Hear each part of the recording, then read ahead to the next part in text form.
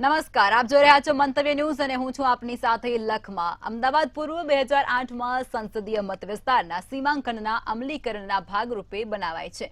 તેમાં 2009માં પ્રથમ ચૂંટણી યોજાઈ અને તેમાં પ્રથમ સાંસદ તરીકે ભાજપના હરીન પાઠક હતા।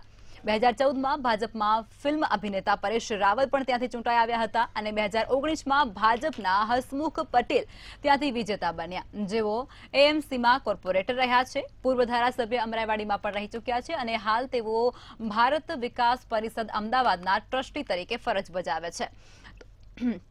તો સામે પક્ષે કોંગ્રેસના રોહન ગુપ્તા હિંમત હારી ગયા અને ત્યારબાદ કોંગ્રેસે હિંમતસિંહને બેઠકની કમાન સોંપી, જેઓ પૂર્વ મેયર પણ રહી ચૂક્યા છે અને પૂર્વ ધારાસભ્ય રહ્યા છે બાપુનગરથી અને હાલ તેઓ અમદાવાદ શહેર કોંગ્રેસ પ્રમુખ તરીકે ફરજ બજાવે છે। હવે આ બેઠકો ઉપર ભારતીયો, પછી ઉત્તર ભારતીયો અને સૌરાષ્ટ્ર સાથે જ ડાયમંડના વેપારીઓનો વસવાટ સાથે ઠાકોર તેમજ પાટીદાર મતદારોની સંખ્યા પણ આ બેઠક પર વધારે જોવા મળી છે। હવે આ બંને નેતાઓ વચ્ચે જંગ જામવાની છે, જેમાં કોનો પલડો ભારે છે અને પ્રજાનો ઝુકાવ કઈ તરફ છે, આવા તમામ મુદ્દા પર કરીશું સીધી ચર્ચા સીટ સર્જરીમાં।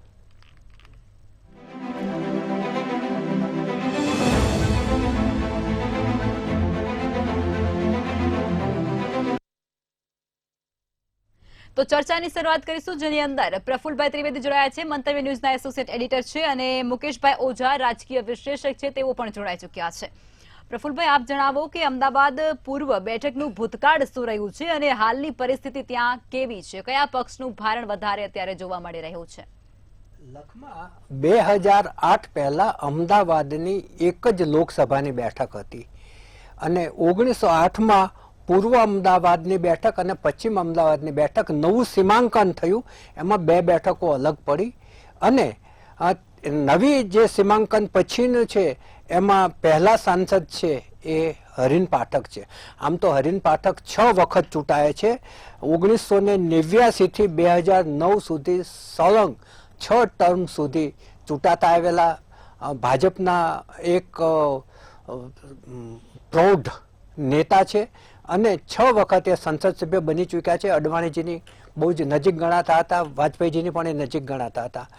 હવે છેલ્લી 3 ચૂંટણીના આપણે આંકડાકીય માહિતી જોઈએ તો 2009માં હરીન પાઠક છે એ દીપક બાબરિયા સામે જીત્યા હતા। હરીનભાઈને 3,18,846 મતો મળ્યા હતા, જ્યારે દીપક બાબરિયા કોંગ્રેસના હતા, એમને 2,32,790 મત મળ્યા હતા। ત્યારબાદ 2014માં ફિલ્મ કલાકાર પરેશ રાવલ ઉભા રહ્યા, ભાજપે ટિકિટ આપી, એમને 6,33,582 મત મળ્યા અને તેમની સામે હિંમતસિંહ પટેલ ઉભા હતા, જે અત્યારે કોંગ્રેસે ફરી ઉભા રાખ્યા છે, એમને 3,06,949 મત મળ્યા હતા। 2019ની વાત કરીએ તો ભાજપે હસમુખભાઈ પટેલની પસંદગી કરી, એમને 7,49,834 મત મળ્યા હતા, જ્યારે એમની સામે ગીતાબેન પટેલ કોંગ્રેસના હતા, એમને 3,15,504 મત મળ્યા હતા। આ કોન્સ્ટિટ્યુન્સી છે એમાં 20 લાખ અને 18,000 કુલ મતદાતાઓ છે અને એ આ રીતે સરસાઈ છે એ ભાજપની જોવા જાવ તો સતત વધતી રહી છે। 2009માં છે ભાજપની જે ટકાવારી છે મતોની એ 53.37% હતી, 2014માં વધીને 64.29 થઈ અને 2019માં 67.17% એની ટકાવારી વધીને થઈ છે। એટલે હવે એ વિસ્તારમાં ભાજપનો એક કમિટેડ વિસ્તાર હોય એવી એક પરિસ્થિતિ ઊભી થઈ છે। કોંગ્રેસનો જ્યારે જમાનો હતો ત્યારે કોંગ્રેસના બહુ જ મોટા નેતાઓ છે એ અમદાવાદની લોકસભાની બેઠક ઉપરથી ચૂંટાયા હતા, જેમાં હરુભાઈ મહેતા, એહસાન જાફરી, મગન બારોટ, ઇન્દુ ચાચા, ઇન્દુલાલ યાજ્ઞિક વગેરે ચૂંટાયા હતા। પરંતુ 1989 બાદ સતત આ બેઠક ઉપર ભાજપનો દબદબો રહ્યો છે। ભાજપ એક પણ વખત હારી નથી। એટલું જ નહીં, એની મતની સરસાઈ છે એ 4 લાખ જેટલી આજુબાજુ રહી છે। એટલે આ વખતે પણ એવું જ લાગે છે કે ભાજપનો હાથ ઉપર રહેશે। કેમ કે આ વખતે હસમુખ પટેલને ભાજપે રિપીટ કર્યા છે, એની સામે જે પહેલા ના કહી ચૂકેલા હિંમતસિંહ પટેલને ફરજિયાત રીતે કોંગ્રેસે પસંદ કરવા પડ્યા છે. પહેલા એમને ના કહી હતી કે મારી ચૂંટણી નથી લડવી. રોહન ગુપ્તા, જે રાજકુમાર ગુપ્તા કોંગ્રેસના મોટા નેતા છે, એમના પુત્ર હતા અને રોહન ગુપ્તા પણ એક મોટું માથું બની ગયા હતા કોંગ્રેસમાં, રાષ્ટ્રીય કક્ષાના પ્રવક્તા હતા અને કોંગ્રેસે એમને નામ જાહેર કર્યું. નામ જાહેર કર્યા પછી લગભગ 6-7 દિવસ સુધી એ કશું જ ના બોલ્યા અને 6-7 દિવસ પછી એમના પિતાશ્રીને હોસ્પિટલાઇઝ કર્યા અને મારા પિતાશ્રી ના કહે છે એમ કહી અને એમણે પોતાની જે ઉમેદવારી હતી એટલે નામ જાહેર થયું હતું એ એમણે પાછું ખેંચી લીધું કે હવે મારે ચૂંટણી લડવી નથી. અને આજે એમણે જોઈએ તો 2 દિવસ પહેલા ભાજપનો કેસરીઓ ધારણ કરી લીધો છે. જી બિલકુલ, ચોક્કસથી તેઓ ભાજપમાં જોડાઈ ચૂક્યા છે. વિજયભાઈ, આપ જણાવો કે અમદાવાદ પૂર્વની બેઠક પર રોહન ગુપ્તા હિંમત હાર્યા અને ત્યારબાદ હવે કોંગ્રેસ દ્વારા ત્યાર પછી કોંગ્રેસનું કોંકણું આ બેઠક પર સતત ગૂંચવાયેલું હતું અને તે હવે સ્પષ્ટ થઈ ગયું છે. હિંમતસિંહને કમાન સોંપવામાં આવી છે. તમને શું લાગે છે, હસમુખ પટેલને હિંમતસિંહ માત આપી શકશે, ટક્કર આપી શકશે? જો હિંમતસિંહ પટેલ છે એ મંજાયેલા એક રાજકારણી છે અને એમની રાજકીય કારકિર્દી અમદાવાદ પૂર્વ વિસ્તારમાં ઘણા લાંબા સમયથી કાર્યરત છે. એ ઓલ ઇન્ડિયા જે મેયર કાઉન્સિલ હોય છે એના ઉપપ્રમુખ પણ રહી ચૂક્યા છે. એક વખત અમદાવાદ શહેરના મેયર રહી ચૂક્યા છે. 2017માં બાપુનગરથી ચૂંટણી જીતી ચૂક્યા છે. એટલે એ વિસ્તારમાં એમનો દબદબો છે. કહી શકાય કે ભાઈ એ એક સારી એવી ફાઇટ આપી શકે એમ છે. જ્યારે રોહન ગુપ્તાજીને ટિકિટ આપી હતી એના પહેલા હિંમતસિંહ પટેલના પ્રયત્નો હતા કે એમને આ સીટ ઉપરથી ટિકિટ મળે, બટ સમહાવ હાઈકમાન્ડે ત્યારે રોહન ગુપ્તાને પસંદ કર્યા. પણ જ્યારે પેલું નથી, એક કહેવત છે કે ભાઈ જમવા માટે કે દાને દાને પે લિખા હોતા હૈ ખાને વાલે કે નામ, એવી જ રીતે ભાઈ ટિકિટ પે લિખા હોતા હૈ પાને વાલે કા નામ. એટલે હિંમતસિંહ પટેલના નસીબમાં હશે આ ચૂંટણી લડવાનું. રોહન જે છે એમણે ત્યાંથી અણગમો વ્યક્ત કર્યો કે હું હવે નહીં લડી શકું અહીંયાથી, કારણ કે મારા પિતાની તબિયત નાદુરસ્ત છે અને પાછળથી એમણે ભાજપમાં પ્રવેશ કરી લીધો. હવે હિંમતસિંહ પટેલ આવી ગયા છે. આ જે વિધાનસભા લોકસભાની ચૂંટણી છે, અહીંયા સૌરાષ્ટ્રના થી સ્થાયી થયેલા લોકોનું ખૂબ મોટું કહેવાય ને વર્ચસ્વ છે એ મતદારોની ગણતરીની દ્રષ્ટિએ. સાથે સાથે જો તમે કહો તો ઠાકોર અને પટેલ સમાજની પણ સારી એવી સંખ્યા છે અને આ જે વોટર્સ છે એના ઉપર હિંમતસિંહજીની કહી શકાય કે એક છાપ સારી એવી છે. એમનું એક વ્યક્તિત્વ સેવાભાવી તરીકેનું ત્યાં છે. તેઓ નિઃશુલ્ક લોકોને ભોજન કરાવે છે ત્યાં જે ગરીબ તબક્કાના લોકોમાંથી આવેલા હોય. એટલે એમની એક શું કહેવાય આમદના નેતા તરીકેની, જમીન સાથે જોડાયેલા નેતા તરીકેની એમની એક છાપ છે ત્યાં અને એ છાપનો એમને ચોક્કસથી લાભ મળશે. સામે પક્ષે જે છે HS પટેલ, હસમુખભાઈ પટેલ જે ભાજપના ઉમેદવાર છે, તેઓ પહેલા અમરાઈવાડીમાંથી આ મેન્ડેટ પહેલા તો લોકસભામાં હતા જ, એમને રિપીટ કર્યા, પણ જો બેઝિકલી જોવા જાઓ તો એ પહેલા અમરાઈવાડીમાંથી વિધાનસભા જીતેલા હતા. પાછળથી એમને લોકસભામાં પરેશ રાવલની જગ્યાએ ટિકિટ આપવામાં આવી હતી અને એમનું જે ઇન જનરલ કહીએ તો પાટીદાર મતદારો ઉપર ભાજપની પકડ તો શરૂઆતથી રહી જ છે અને સ્પેસિફિકલી જોવા જાઓ તો આ હવે અમદાવાદ પૂર્વ જે સીટ છે ટ્રેડિશનલી લાંબા સમયથી ભાજપ જોડે જ રહી છે. એટલે ભાજપ એઝ અ પક્ષનું પણ ત્યાં બહુ મોટું પ્રભુત્વ રહેલું છે. પણ આ વખતે જોઈએ તો કદાચ હિંમતસિંહ પટેલનું જે રીતનું મહેનત છે, એમની જે રીતની મનસા હતી કે એમને ટિકિટ મળે, એટલે એ પણ જોશપૂર્વક ચૂંટણી લડશે.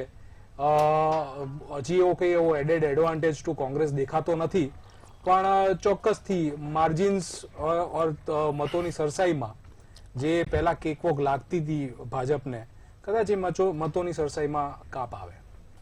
જી વિજયભાઈ, બિલકુલ ખૂબ સરસ માહિતી આપે આપી છે આ બેઠકના ઉમેદવારો વિશે.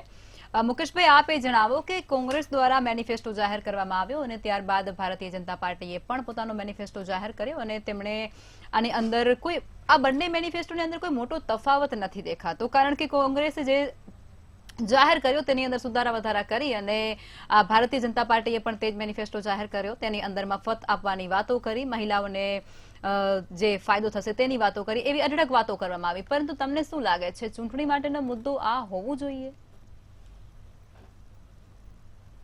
તો ચૂંટણી માટેના મુદ્દામાં ભારતીય જનતા પાર્ટીએ જે પણ વચનો આપ્યા છે પૂર્વમાં તેઓએ પૂરા કર્યા છે. પરંતુ આ વખતે જે મુખ્ય સીએએ નો ઇસ્યુ છે, 3 કરોડ મહિલાઓને કરોડપતિ બનાવવાનો ઇસ્યુ છે, 5 ટ્રિલિયન સુધી ઇકોનોમી લઈ જવાનો ઇસ્યુ છે, આ બધા જે મોટા જે એમને વચનો આપ્યા છે એનું સીધું કનેક્શન હું કહું ને તો આપણી આ અમદાવાદ પૂર્વ સીટ સાથે સીધો સંકળાયેલો વિભાગ છે. કારણ કે અમદાવાદ પૂર્વની સીટમાં 4 થી 5 ઇન્ડસ્ટ્રીયલ ઝોન આવે છે. વટવા, ઓઢવ, નારોલ, કઠવાડા અને જીઆઈડીસી નો વિસ્તાર આવે છે. ઇન્ડસ્ટ્રીયલના ખૂબ જ મોટા પ્રશ્નો આજે પણ રહેલા છે. મૂળ આમ આ સીટને ખૂબ જ સારી રીતે જો સમજીએ ને તો આમાં એક ઓબીસી પ્રજાનો વર્ગ જેમ કે દહેગામનો ભાગ છે એ પણ આ પૂર્વમાં આવે છે. એક ઓબીસી ઠાકોર સમાજનો વર્ગ ત્યાંથી વધુ ઉભો છે અને અત્યારે ક્ષત્રિય સમાજનો ઇસ્યુ પણ આપણે જોઈ રહ્યા છે. ગાંધીનગર દક્ષિણમાં પણ રૂરલ એરિયા આવે છે. હા, નરોડાનો જે ગઢ છે એમાં નરોડામાં 2 ભાગ છે. નરોડામાં વર્ચસ્વ સિંધી સમાજનું વધારે છે. પાયલ કુકરાણી હાલમાં આપણા એમએલએ છે જ અને એક 3 લાખ 3.5 લાખ કરતા પણ વધુ વોટ બેંકની એક સીટ સિક્યોર સીટ છે. અડવાણીજીની આ પ્રિય સીટ ગણવામાં આવતી હતી. અડવાણીજી જ્યારે પણ ગુજરાત અમદાવાદ રાજકારણ માટે આવતા, મિટિંગ માટે આવતા ત્યારે નરોડા અવશ્ય આવતા હતા. બીજું આની અંદર નિકોલનો વિસ્તાર છે. નિકોલનો વિસ્તાર એ સૌરાષ્ટ્રથી ભરેલી પ્રજા છે અને પટેલ સમાજ તમામ સમાજનો, એટલે બહારથી જે સાઇટ કરીને અહીંયા અમદાવાદમાં આવ્યા છે એમાં નિકોલ, નવો નિકોલ જે એરિયા ડેવલપ થયો છે, આપણા સાઉથ બોપલ એસજી હાઈવેને પણ ટક્કર મારે એ પ્રકારનો ડેવલપમેન્ટ થયું છે. અને આ બાજુ જે વિસ્તાર જોઈએ કે બાપુનગરનો જે વિસ્તાર છે એમાં મુસ્લિમ ને દલિત બહુમતી ધરાવતો ક્ષેત્ર જે હિંમતસિંહને જરૂર વોટ બેંકમાં મદદ કરી શકે.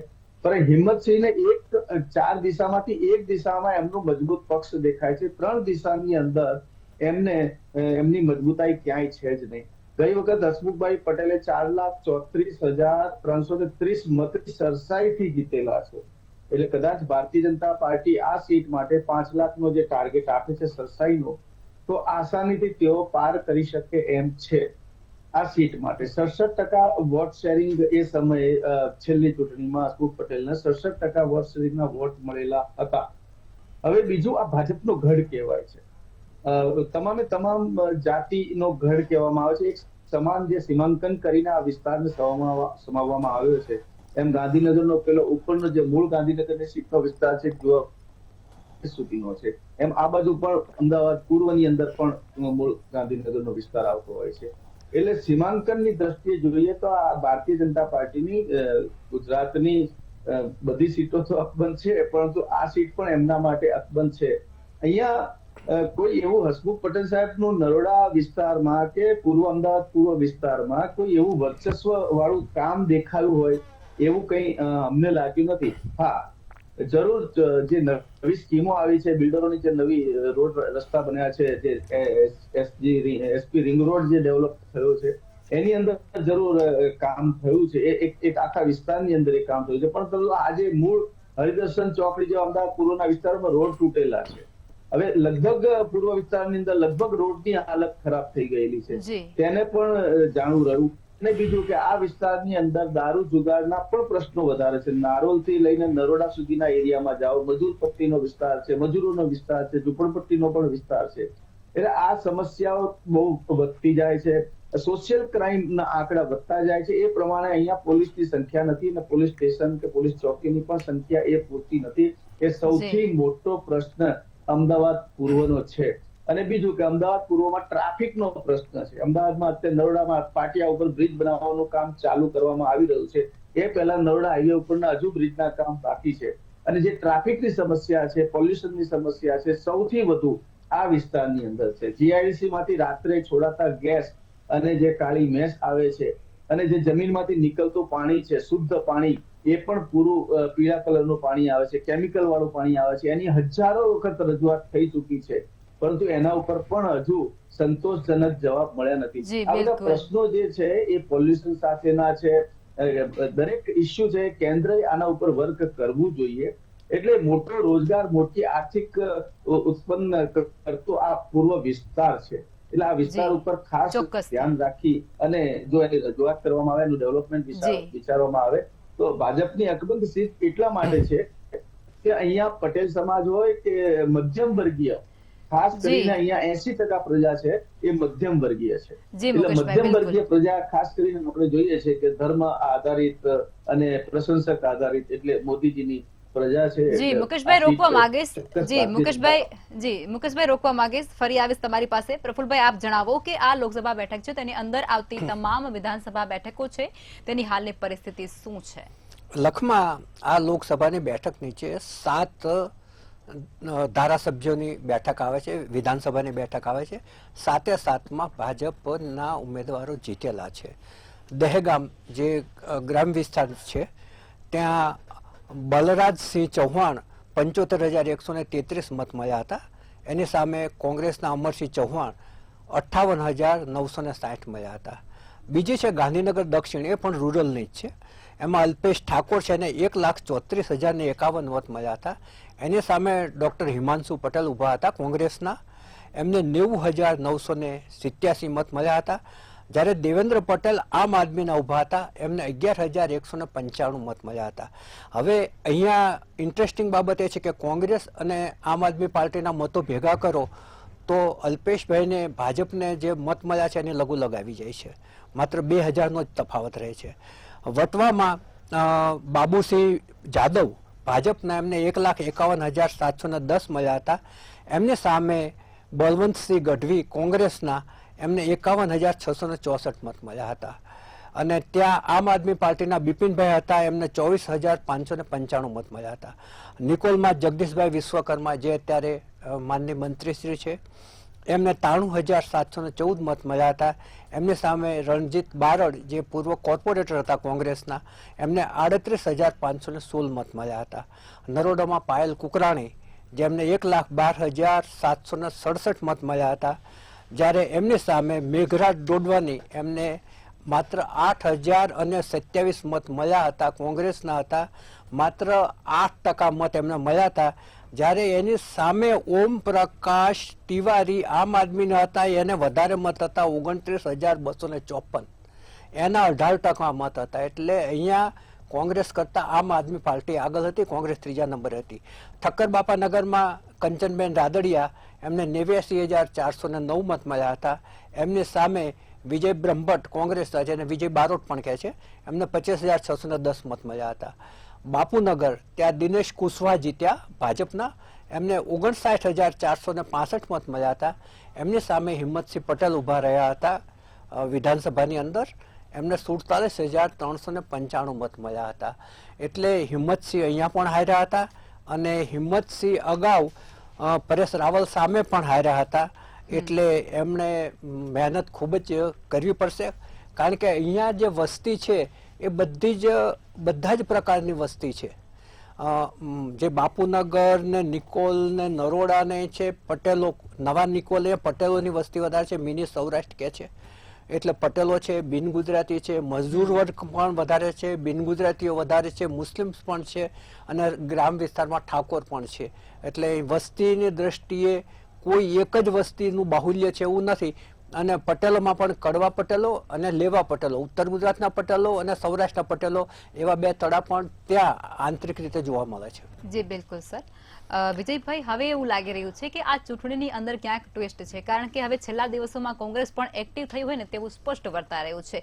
જે પ્રમાણે ભાજપ પોતાના ધર્મ અને કરેલા કાર્યોને લઈ અને આગળ વધી રહી છે અને પ્રચારે લાગી ચૂકી છે, તે જ રીતે કોંગ્રેસ પણ હવે જાતિગત સમીકરણોને ધ્યાનમાં રાખી અને બાકી રહેલા 4 ઉમેદવારોને મેદાને ઉતાર્યા હોય ને તેવું લાગે છે. અમદાવાદની અંદર, અમદાવાદ પૂર્વની અંદર પણ તેઓના દ્વારા પટેલ વસીસ પટેલને ઉતારવામાં આવ્યા છે. તો આ બધા સમીકરણો અત્યારે કોંગ્રેસ દ્વારા રચવામાં આવી રહ્યા છે. તમને નથી લાગતું કોંગ્રેસ એક્ટિવ થઈ ચૂકી છે છેલ્લા દિવસોમાં? જો અલ્ટિમેટલી એ તો પોલિટિકલ પાર્ટી છે અને રાજકારણનો હંમેશા એક ગુણધર્મ રહ્યો છે to win at any cost. હવે એમાં આપણે એમ કહીએ જાતિગત સમીકરણો આ તે, બેઝિકલી કોઈ પણ પાર્ટી કે કોઈ પણ ઉમેદવાર હોય, ભલે on the surface of it લાગતું હોય કે ભાઈ now they are not in the game, but લડવાવાળો ઉમેદવાર કોઈ દિવસ હારવા માટે નથી લડતો હતો. એટલે અત્યારે તમે અમુક જ્ઞાતિને લઈને તમે જોઈ રહ્યા છો કે ભાઈ કંઈક વિવાદ આવી ગયા છે કે પછી બે સમાજોની વચ્ચે ઘર્ષણ ઊભું થઈ રહ્યું છે. આ અત્યારે સ્પેસિફિકલી સ્પીકિંગ ચૂંટણીના ગાળા દરમિયાન જો આ બધી વસ્તુઓ થઈ રહી હોય તો તમારે એની પાછળ કોઈક ને કોઈક રાજકીય પરિબળ કામ કરી રહ્યું હોય એવું ના માનવાનું કોઈ મોટું કારણ હોતું નથી. કોંગ્રેસ છે એ જ્ઞાતિગત સમીકરણની જન્મદાતા કહેવામાં આવે છે. એકચ્યુઅલી જે ખામ થિયરીની જે જન્મદાતા છે એ કોંગ્રેસ છે ગુજરાતમાં, અને એમને ખબર છે કે ભાઈ સેક્શન્સ ઓફ ધ સોસાયટી કેવી રીતે કાસ્ટ લાઇન ઉપર વોટ કરતી હોય છે, કેવી રીતે ઇવન કાસ્ટની અંદર પણ સબકાસ્ટ ગ્રુપો હોય છે. હમણાં કીધું એવી રીતે કે ભાઈ પાટીદાર સમાજમાં પણ આ જ સીટ ઉપર સૌરાષ્ટ્રના પાટીદારો, ઉત્તર ગુજરાતના પાટીદારો, એમ એવી રીતે પણ સબસેક્સ છે. સાથે સાથે તમે જોવા જાઓ, જો એને વાઇડર સ્પેક્ટ્રમ ઉપર જુઓ, ધાર્મિક દ્રષ્ટિ ધારો કે મતદારોનું વર્ગીકરણ કરો તો અહીંયા 83% જે વોટર્સ છે હિન્દુ ધર્મ પાળવાવાળા છે. પછી I guess somewhere around 3 to 4% are coming from Islam. 1% ની આસપાસ છે, 1 થી ઓછા છે કદાચ, હા, એ ક્રિશ્ચન્સ છે. સિંધી છે એ વર્ગ મારા ખ્યાલથી 2-2.5% આસપાસ છે. એટલે આમ ટ્રેડિશનલી જોવા જાઓ તો advantage goes to Bhajpa in terms of ખાલી સ્ટેટિસ્ટિક્સ જુઓ તો. પણ જો તમે જ્યારે કોઈ પણ સબગ્રુપ્સ કે ગ્રુપ્સની વચ્ચે રહેલી ફોલ્ટ લાઇન્સને એક્સપ્લોઇટ કરો અને પછી એક ગ્રુપને બીજા ગ્રુપની અગેન્સ્ટમાં મૂકીને તમારી વોટ બેંક સિક્યોર કરવાનું ચાલુ કરો તો આ બધા સમીકરણો એકદમથી શિફ્ટ થવાના ચાલુ થઈ જાય છે. અત્યારે તમે જુઓ જે ક્ષત્રિય મહાઆંદોલન ચાલી રહ્યું છે એની અસર આપણને એવું લાગે ખાલી ફક્ત ગુજરાતમાં છે, પણ એના વાઇડર રિપર્કેશન આખા ઇન્ડિયામાં જ્યાં જ્યાં પણ ક્ષત્રિયોનું પ્રભુત્વ હશે કે એવી કોમનો કે જેમનું ક્ષત્રિયો જોડે ઇન્ટરેક્શન સારું છે એના ઉપર હશે, તો એ જ રીતે કોંગ્રેસ દરેક સીટ ઉપર આ વ્યૂહરચના ઘડી રહી હશે. હવે જોવાનું એ રહે કે ભાઈ આનું અંતિમ પરિણામ શું આવે છે, એમને કેટલો બેનિફિટ મળે છે. બિલકુલ, ચોક્કસથી. મુકેશભાઈ, આપે જણાવો કે ભાજપ દ્વારા 5 લાખની લીડથી જીતવાનો એક આશાવાદ વ્યક્ત કરવામાં આવ્યો છે અને એક સ્પષ્ટ ટાર્ગેટ એમના કાર્યકર્તાઓને આપી દેવામાં આવ્યો છે, પરંતુ આ વચ્ચે અનેક બેઠકો અત્યારે ઉકળી રહી છે. તમને લાગે છે કે આજે તેઓએ લક્ષ્ય નક્કી કર્યું છે ત્યાં સુધી તેઓ પહોંચી શકશે, સફળતા મેળવી શકશે? 5 લાખનો જે ટાર્ગેટ હતો એ મેળવી શકત, પરંતુ એક પુરુષોત્તમ રૂપાલાની એક મોટી ભૂલ એવી થઈ છે અને એ ભૂલ હજુ પણ ભારતીય જનતા પાર્ટીનું જે શીર્ષ નેતૃત્વ છે તેઓ સ્વીકારવા તૈયાર નથી. ગઈકાલે આપણે જોયું છે કે સૌરાષ્ટ્રની અંદર 4 થી 5 લાખ લોકો સંમેલન કરે છે, ત્યારે 5 લાખ લોકો પોતાના વોટ્સએપ ગ્રુપમાં એ સંમેલનના ફોટા અને જ્યારે વિડીયો વાયરલ કરતા હોય દેશની અંદર કેવી ઇફેક્ટ પહોંચતી હોય છે. તેઓ સ્પષ્ટ રીતે કાલે એમનું તમે કદાચ સાંભળો તો તમને એવું લાગે કે આખા દેશની અંદર ક્ષત્રિય સમાજ એક થઈ ગયો છે. આ વોટ બેંક જો 19 તારીખ સુધીમાં પણ આપણે રાહ જોવી જોઈએ, યા ફોર્મ ન ભરે 16 તારીખે અથવા તો કદાચ 19 તારીખ સુધીમાં પાછું ખેંચે તો કદાચ આ ક્ષત્રિય સમાજને ખુશ કરી શકાય એમ છે. નહીતર આના પડઘા ચોક્કસ ભારતીય જનતા પાર્ટીને પડશે. નવી રાજનીતિ આની અંદર શરૂ થશે. કોંગ્રેસ માટે જ્વલંત મુદ્દો જે હતો એ હાથમાં આવી ગયો છે. કોંગ્રેસના મેનિફેસ્ટોની અંદર પણ થોડી જે લોલીપોપ આપવામાં આવી છે, 1 લાખ રૂપિયા વર્ષે બેરોજગારને આપવાના, એ ટાઈપના જે એમણે વચનો આપ્યા છે, અને એની સામે જે ભારતીય જનતા પાર્ટીએ જે વચનો આપ્યા છે ગેસની પાઇપલાઇન દ્વારા ગેસ આપવાના, એટલે એ સામાન્ય પ્રશ્નો છે, પરંતુ હજુ દિલને સ્પર્શે એવા કોઈ મુદ્દા, એવા કોઈ એમના એજન્ડાની અંદર કોઈ વસ્તુ એવી દેખાઈ નથી કે જેનાથી પ્રજા આકર્ષાય. ભારતીય જનતા પાર્ટી અતિશય એ આત્મવિશ્વાસની અંદર ચાલી રહી છે કે અમે બંગાળની અંદર અમારી બહુમતી વધી રહી છે, સાઉથમાં વધી રહી છે, એવું એમનું માનવું છે. પરંતુ આ ચૂંટણી છે, છેલ્લી ઘડીએ કયો એવો સ્ટ્રોક લગાવવામાં આવે અને કઈ આખી પ્રજાને વોટ બેંક આમ તેમ થઈ શકે જી, ટૂંકમાં છેલ્લે પરિણામ તો નક્કી થતું હોય ત્યારે જ ખબર પડશે. જી બિલકુલ, મુકેશભાઈ રોકવા માંગે, સમયનો અભાવ છે એટલા માટે. પ્રફુલભાઈ, આપ ટૂંકમાં જણાવજો, સમાપનમાં શું કહેશો? ખૂબ જ ટૂંકમાં, સમયનો ખૂબ અભાવ છે. લખમાં પટેલ સામે પટેલ નથી. હસમુખ પટેલ છે, પાટીદાર છે. જ્યારે હિંમતસિંહ પટેલ, સિંહ લાગે છે અને પાછી પટેલ સરનેમ લાગે છે, ગુર્જર જ્ઞાતિના છે, રાજસ્થાનના છે. રાજસ્થાનમાં જે ગુર્જર જ્ઞાતિ છે જે કદાચ ઓબીસીમાં આવતી હશે. હવે મુકેશભાઈ જે પૂર્વ વિસ્તારના પ્રશ્નોની વાત કરી કે હસમુખભાઈ સંસદ સભ્ય હોવા છતાં પૂર્વ વિસ્તારમાં ઘણા બધા પ્રશ્નો છે, એમની વાત સાથે હું સહમત છું કે ત્યાં અત્યારે સૌથી મોટો પ્રશ્ન હોય તો પોલ્યુશનનો છે અને બીજો અસામાજિક તત્વોનો છે. ત્યાં તમને કોઈને એકલા નીકળતા બીક લાગે એવા ઘણા બધા વિસ્તારો છે. એટલે બે પ્રશ્નો તો બહુ મોટા જ છે. પોલ્યુશનનો સૌથી મોટો છે. હવે વાત કરીએ 5 લાખની સરસાઈની, તો 5 લાખનું જે ટાર્ગેટ આપ્યું છે એ કાર્યકરોનો ઉત્સાહ વધારવા માટે આપ્યો છે. જેમ કોર્પોરેટ જગતમાં વિજયભાઈને ખબર હશે કે માર્કેટિંગ વાળાને કહેવામાં જ આવે કે આટલો ટાર્ગેટ છે, પણ એના જે હુકમ આપનારને ખબર હોય છે કે 80% જ ફૂલફિલ થવાનો છે. પરંતુ એ ટાર્ગેટ ઊંચો આપે ત્યારે 80% પોતે ઈચ્છે છે ત્યાં સુધી ફૂલફિલ થઈ શકે. એટલે બધી જ બેઠકોમાં 5% મળે સંભાવના બહુ નથી. પરંતુ કેટલીક બેઠકો એવી છે કે આજે નવસારીની CR પાટીલની બેઠક છે, અમિતભાઈની પોતાની બેઠક છે. એટલે કેટલીક બેઠકો, અમદાવાદની બેઠકો એવી છે કે જ્યાં 5 લાખ મળી શકે, શહેરી વિસ્તારની બેઠકોમાં મળી શકે. વડોદરાની બેઠક પણ શહેરી વિસ્તારની છે. પરંતુ હાલ આ વખતે જે આંતરિક કલહની જે બાબતો સપાટી ઉપર આવી છે એમાંથી ક્યાંક સરસાઈ કપાશે. હારવાની વાત હું હજી બહુ સહમત નથી થતો કે ભાઈ કોંગ્રેસ જીતશે અને ભાજપ હારશે. એવી બેઠકો તો ભાગ્યે જ કોઈ નીકળશે. સરસાઈ ચોક્કસપણે ઘટશે અને ફાઇટની પરિસ્થિતિ પણ ઊભી થશે કેટલીક બેઠકોમાં. જી બિલકુલ, ચોક્કસથી. પ્રફુલભાઈ, વિજયભાઈ અને મુકેશભાઈ અમારી સાથે ચર્ચામાં જોડાયા તે બદલ આભાર. આજે આપણે રાજ્યમાં મહત્વની બેઠક ગણાતી એવી અમદાવાદ પૂર્વના રાજકીય સમીકરણો, પ્રજાના પ્રશ્નો, રાજકીય પક્ષો માટે ચૂંટણીના મુદ્દાઓ કયા હોવા જોઈએ, આ તમામ પાસાઓ જોયા અને વિસ્તૃત ચર્ચા કરી. તો આ જ રીતે હવે આવતીકાલે ઉત્તર ગુજરાતમાં રાજકારણનું કેપિટલ ગણાતી બેઠક એટલે કે મહેસાણા પર કરીશું સીટ સર્જરી. જોવાનું ના ભૂલતા. અને હા, મંતવ્ય ન્યૂઝ દ્વારા એક મુહિમ ચલાવવામાં આવી રહી છે જેમાં તમામ મતદાતાઓ પોતાનો કિંમતી મત આપી અને લોકશાહીને જીવંત રાખવામાં પોતાનો ફાળો આપે. તમામ મતદાતાઓ મતદાન કરે. હું પણ કરીશ અને તમે પણ કરજો. નમસ્કાર.